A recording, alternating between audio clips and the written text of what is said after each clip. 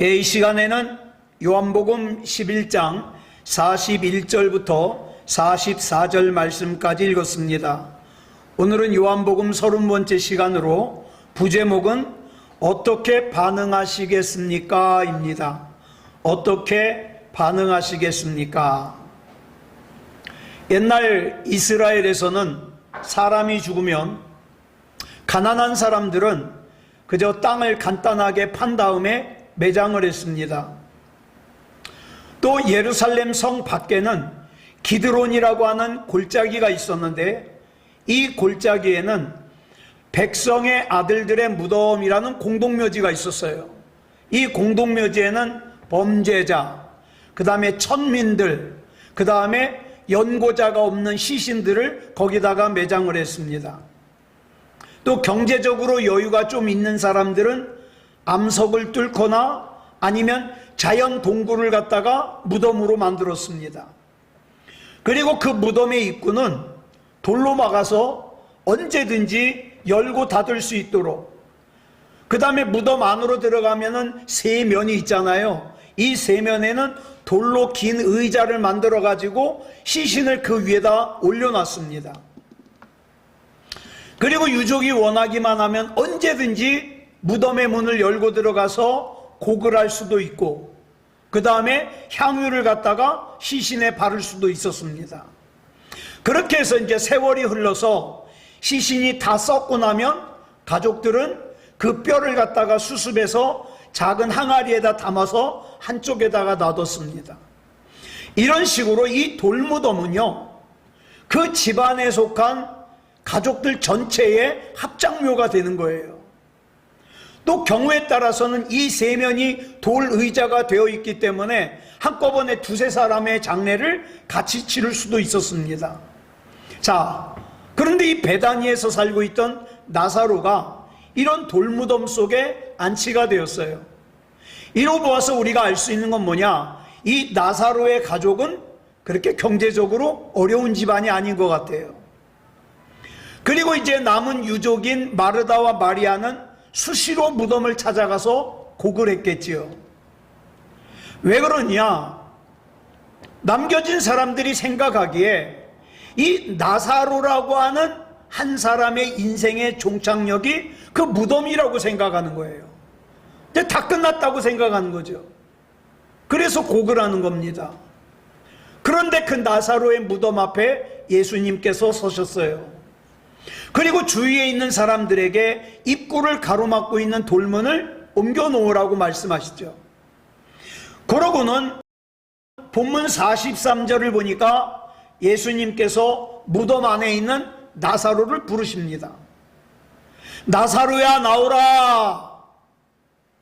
그와 동시에 일어난 일을 본문 44절이 이렇게 기록하고 있습니다. 시작. 죽은 자가 수족을 배로 동인 채로 나오는데 그 얼굴은 수건에 쌓였더라. 예수께서 이르시되 풀어놓아 다니게 하라 하시니라. 자, 예수님께서 나사로야 나오라 말씀하심과 동시에 죽었던 나사로가 수의를 입은 채로 무덤에서 걸어 나왔습니다. 이때 예수님께서 다른 사람들에게 저 수위에 묶여있는 나사로를 풀어놓아 다니게 하라는 거예요. 자, 보세요. 사람들은요, 나사로가 죽었을 때 나사로의 끝인 줄 알았습니다. 그래서 나사로에게 수의를 입히고 머리끝부터 발끝까지 꽁꽁 묶어가지고 무덤 속에 뒀어요. 그리고 나사로가 들어가 있는 무덤의 문을 큰 돌로 막았습니다. 이것이 이제 죽으면 끝장이라고 생각하는 사람들이 할 수 있는 최선의 것이었어요.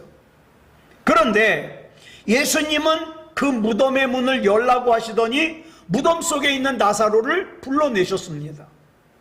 그리고 나사로를 죽음 속에 묶어놓고 있던 수의를 갖다가 풀어놓아 다니게 하라는 거죠. 자, 보세요. 지금 이렇게 하시는 예수님이 누구십니까? 부활이요 생명이신 주님이에요. 자, 사람들이 생각할 때는 무덤이 인생의 종착역이라고 생각했지만 부활이요 생명이신 주님을 믿는 자에게는 무덤이 종착역이 아니에요. 최후의 목적지가 아니에요. 자, 나사로가 죽은 지 이미 나흘이 됐다고 그랬어요. 그래가지고 벌써 그 팔레스타인의 날씨에 썩는 냄새가 나기 시작했습니다. 자, 죽은 지 나흘째가 돼가지고 썩는 냄새가 난다. 무슨 뜻입니까? 희망이 전혀 없어요. 낙심, 좌절, 절망이에요. 그런데 예수님께서 무덤과 죽음으로부터 풀어놓아 그 다 끝장난 나사로를 갖다가 자유하게 해주시는 놀라운 광경이 펼쳐진 거예요. 그 광경을 그곳에 있던 많은 유대인들이 봤죠. 자, 그런데 그 현장에 있던 유대인들 중에 한 사람이 그 광경을 보고 나서 제사장들과 바리새인들을 찾아가 가지고 자기의 두 눈으로 목격한 사실을 얘기를 합니다. 글쎄 나사로라는 사람이 죽어가지고 3일이나 지나 나흘째가 됐는데 예수라는 분이 와가지고 무덤 속에서 시체 썩는 냄새가 나는 나사로를 살려냈지 뭡니까? 이 이야기를 들었을 때 제사장들과 바리새인들이 보인 반응이 어떠했느냐? 본문 47절에 나와요. 시작. 이에 대제사장들과 바리새인들이 공회를 모으고 이르되 이 사람이 많은 표적을 행하니 우리가 어떻게 하겠느냐? 자, 이 사람들 보세요. 예수님이 많은 표적을 행하는 거 알아요. 알아요.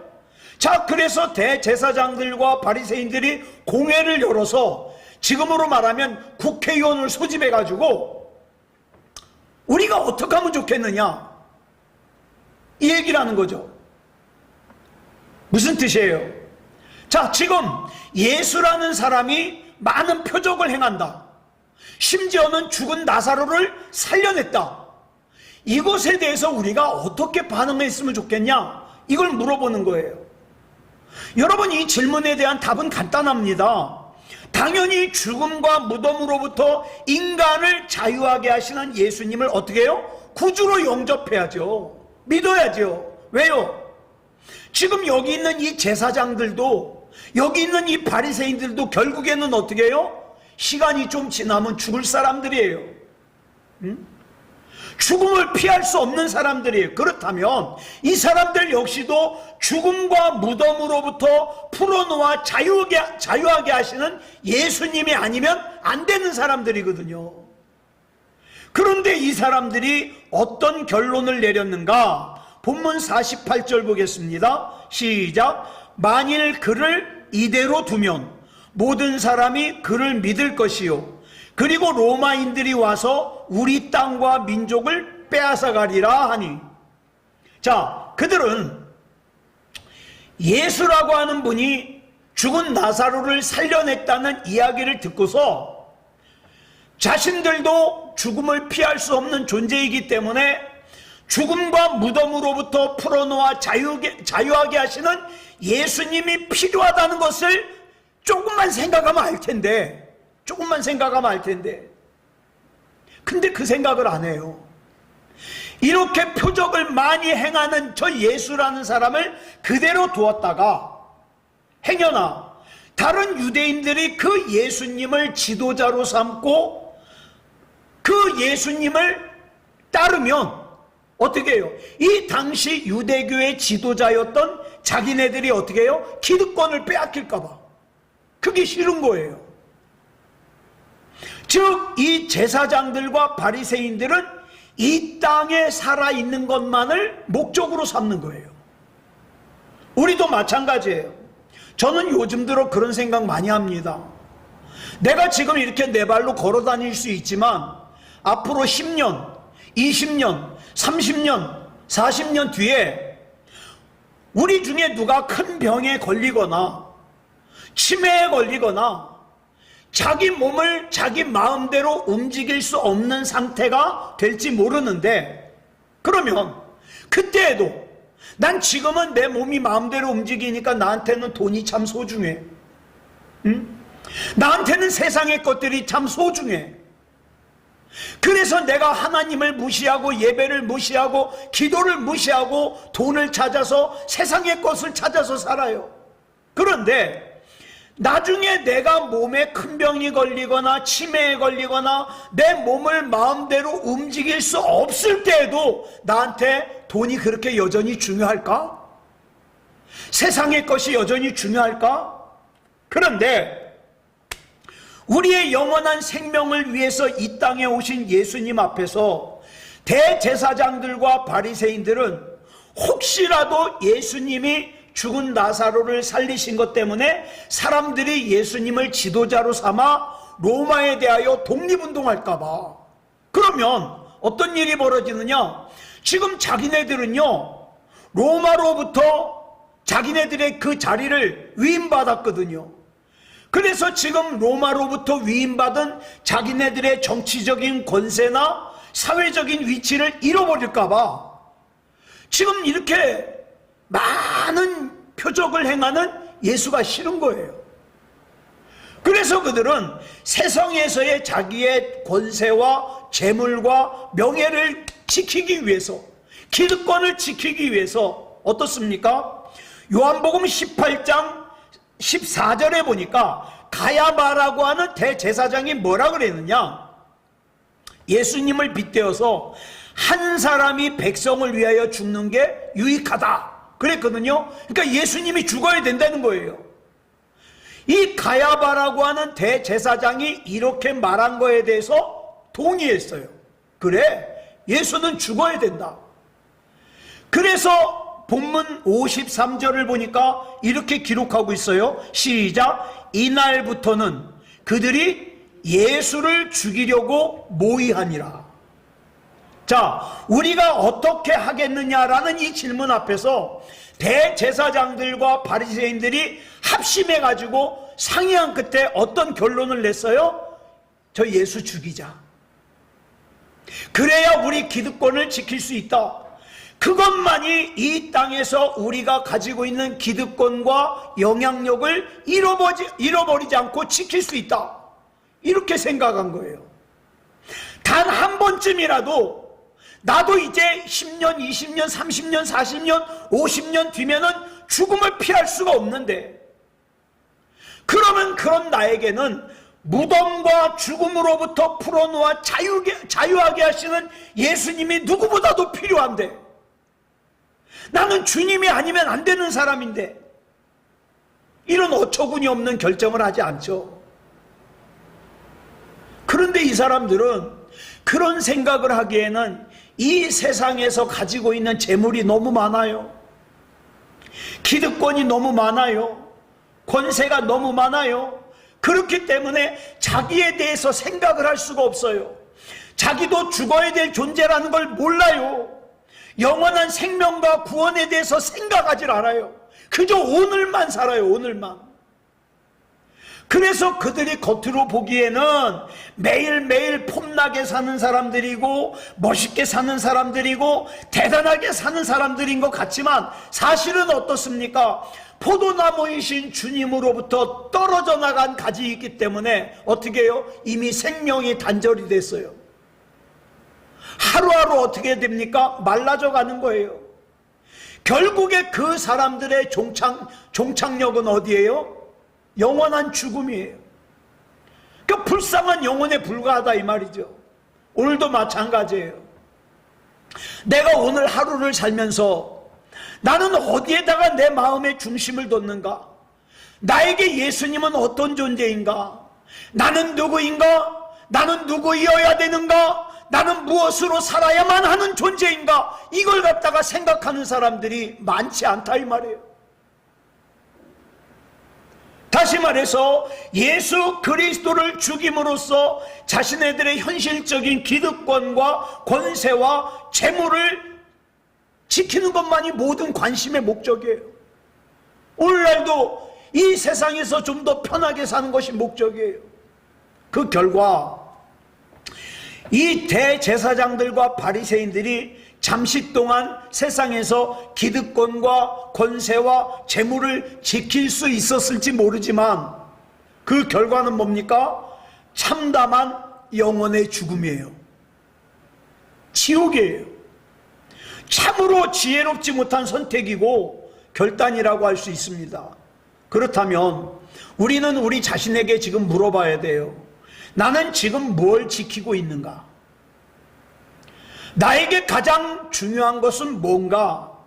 그리고 나는 그걸 지키기 위해서 뭐까지 포기할 수 있었는가? 이거를 우리가 생각해 봐야 돼요.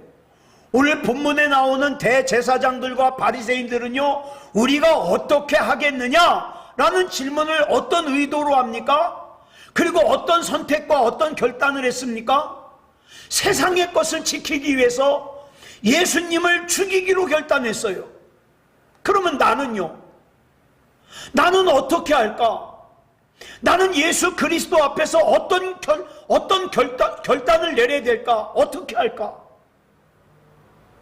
다시 말해서 예수님에 대해서 나는 어떤 반응을 하고 있느냐 이 말이에요. 예수님에 대해서.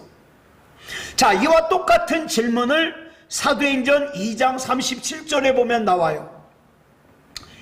예수님께서 부활 승천하신 다음에 사도 베드로가 예루살렘에서 복음을 증거했을 때 그 사도 베드로의 설교를 들은 사람들이 이구동성으로 베드로에게 질문하죠.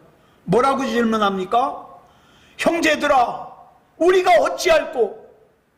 이 질문은요, 사실 오늘 본문에 나오는 제사장들과 바리새인들이 한 질문과 같은 질문이에요. 어떻게 할까? 그렇지만 질문은 같은 질문이지만 이 질문을 하는 동기와 이 질문에 대한 답이 달라요. 자, 사도행전에서 질문한 사람들은 베드로의 설교를 통하여 나라는 존재는 죽음을 피할 수가 없구나. 나는 죽을 수밖에 없는 존재구나. 그렇기 때문에 죽음과 무덤으로부터 풀어놓아 자유하게 하시는 예수님이 나에게는 가장 중요하다, 가장 소중하다, 이걸 인식한 사람들이에요. 그래서 그들은 절박한 심정으로 이렇게 질문하는 거예요. 인간이 죽음을 피할 수 없는 유한한 존재라면, 그래서 죽을 수밖에 없는 존재라면, 부활이요 영원한 생명이신 예수 그리스도만이 우리를 무덤과 죽음으로부터 자유하게 하시는 구원자라면 내가 이 구원자이신 주님 앞에 어떻게 반응을 해야 되지? 이걸 물어보죠. 이 질문에 대하여 베드로가 사도행전 2장 38절에서 이렇게 대답합니다. 시작. 베드로가 이르되 너희가 회개하여 각각 예수 그리스도의 이름으로 세례를 받고 죄 사함을 받으라. 그리하면 성령의 선물을 받으리니. 회개한다는 게 뭡니까? 내가 그동안 두 손으로 꽉 움켜잡고 있던 죽음을 놓는 거예요. 죄를 놓는 거예요. 또 회개한다는 것은요, 영원한 죽음으로 또 영원한 지옥으로 향해서 달려가던 발걸음을 멈추는 거예요. 그게 회개예요. 예수 그리스도 안에서 나의 죄를 용서함 받고 예수 그리스도 이름으로 세례를 받고 이후로는 부활이요 생명이신 예수님을 따라 살 것을 하나님과 사람들 앞에서 약속하는 거예요. 죄 사함을 받는다는 것은 그리스도 없는 삶은 죄와 죽음일 수밖에 없다는 걸 인정하는 걸 먼저 하는 거죠. 성령을 선물로 받는다는 것은 그 죽음의 행진에서 돌아서서 성령께서 인도하시는 대로 따라가는 거죠. 이와 같은 삶을 사는 사람은요, 절대 예수님 외면하지 않아요. 예? 절대 하나님을 만홀히 여기지 않아요. 절대 하나님을 하찮게 여기지 않아요. 예.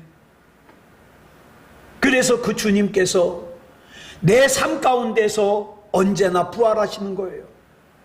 죄로부터, 죽음으로부터 부활하시는 거예요. 이와 같은 삶을 사는 사람은 자기를 죄에 방치하여 죽게 하지 않아요.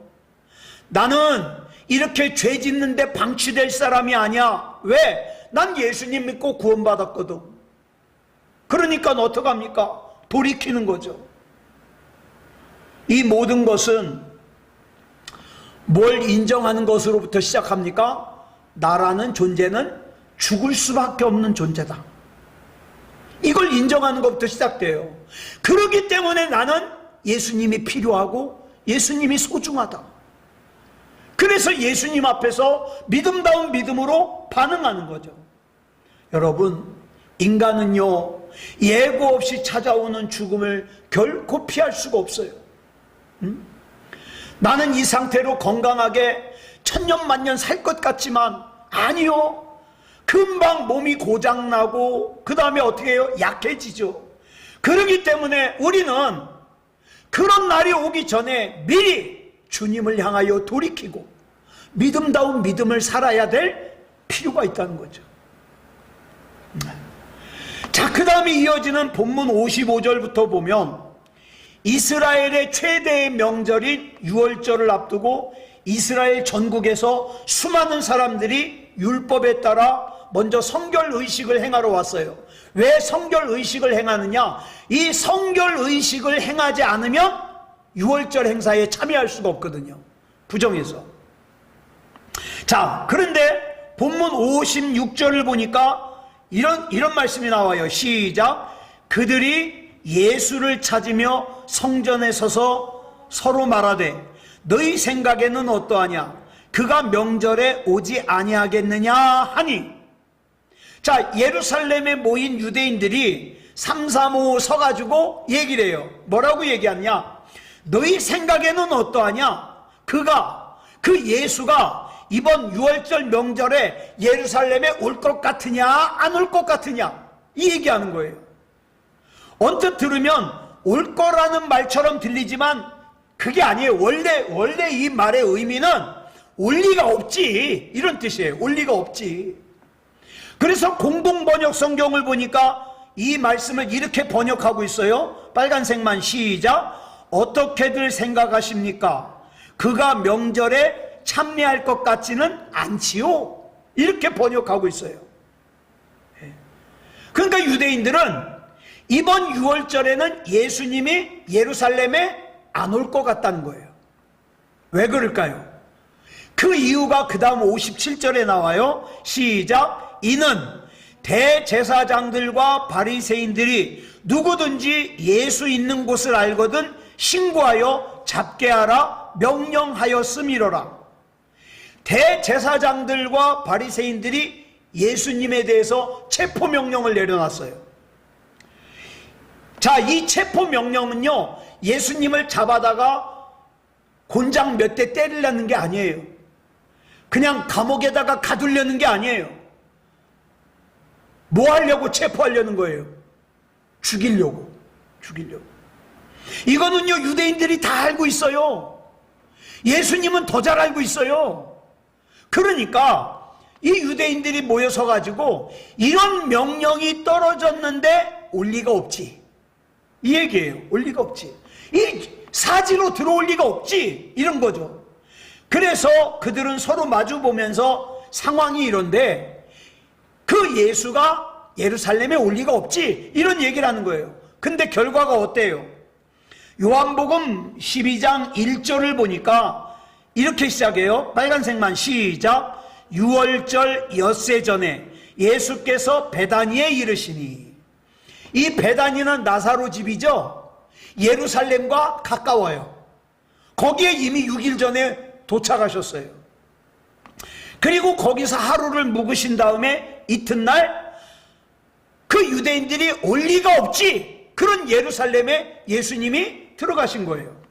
다시 말해서 유대인들이 이번 명절만큼은 절대로 예수가 예루살렘에 오지 않을 거라고 생각했던 그 예루살렘에 예수님이 들어오신 거예요. 자, 그러면 질문. 예수님께서 이 예루살렘에 들어오신 이유가 예루살렘에 오면 예수님께서 체포당하실 걸 몰라서 오신 거예요? 아니요. 잘 알아요. 그러면 체포되더라도 죽이기까지 하겠어? 그래서 오신 거예요? 아니요. 죽이려고 체포한다는 거 아셔요. 자, 그러면 예수님은 잡혀 죽는 게 소원이에요? 아니요. 너무너무 싫어서 예수님이 기도하실 때 뭐라 그랬어요? 아버지, 이 잔을 내게서 옮겨주십시오 하실 수 있거든. 그렇게 기도할 정도로 싫었어요. 자, 그럼 보세요. 예루살렘에 오면 붙잡힐 거 알아요. 예루살렘에 오면 붙잡는 건 죽이려고 붙잡는 거 알아요. 그리고 예수님은 그거 싫어요. 근데 왜 오셨을까요? 이게 중요한 거예요. 왜 오셨을까요? 마땅히 하셔야 되니까. 이게 중요한 거예요. 마땅히 하셔야 될 일이기 때문에 예수님이 원치 않으시지만 오신 거예요. 만약에 이때 예수님께서 나 싫어, 난 십자가 찌는 거 싫어, 그래가지고 그 자리를 피해버렸다면, 원치 않는다고 마땅히 해야 될 일을 하지 않았더라면 어떻게 되었을까요? 저와 여러분은 구원 못 받죠. 저와 여러분의 종착역은 영원한 죽음이요 지옥이죠. 그런데 예수님께서 원하시지 않지만 마땅히 행하셔야 될 일을 했기 때문에 저와 여러분이 구원받을 수 있었던 거예요. 자, 그러면 저와 여러분이 신앙생활하면서 마땅히 해야 될 일을 하고 있습니까? 아니면 내가 하고 싶을 때만 합니까? 예배도 하나님의 일도 힘들 때가 있어요. 부담스러울 때가 있어요. 그러면서 이 정도 되면 누구라도 예배 안 드릴 거야. 이 정도 되면 누구도 기도하지 않을 거야. 그 신앙이 위축될 때가 있죠. 근데 그걸 누구보다도 좋아하는 게 누구예요? 사탄마귀예요. 사탄마귀. 예. 그래서 사탄마귀는 우리가 거기서 시험 들어가지고 예배를 떠날 때, 기도를 떠날 때, 믿음을 떠날 때 뭐라 그래요? 사탄마귀는 그럴 줄 알았다는 거예요. 그럴 줄 알았다. 저와 여러분이 사탄마귀가 예상하는 대로 살면 안 되잖아요. 예? 누가 사탄마귀의 예상을 깨고 더욱더 믿음다운 믿음을 살겠습니까? 이러한 때에 우리는 에스더 4장 14절에서 하나님께서 모르드게를 통해서 에스더에게 하신 말씀을 우리가 묵상할 필요가 있어요.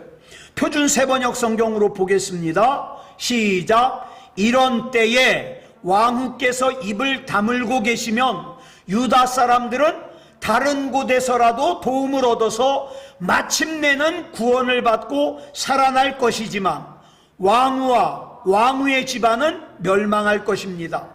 왕후께서 이처럼 왕후의 자리에 오르신 것이 바로 이런 일 때문인지를 누가 압니까?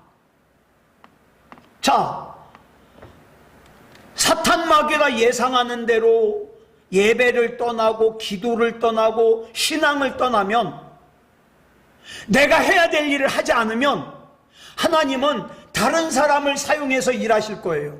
그죠? 야, 이 일은 나 아니면 아무도 할 사람 없어. 아니요, 있어요. 내가 안 하면 하나님께서는 다른 사람 사용하셔요. 근데 문제는 뭐예요? 내가 받아야 될 은혜, 내가 받아야 될 복을 못 받는다 이 말이에요.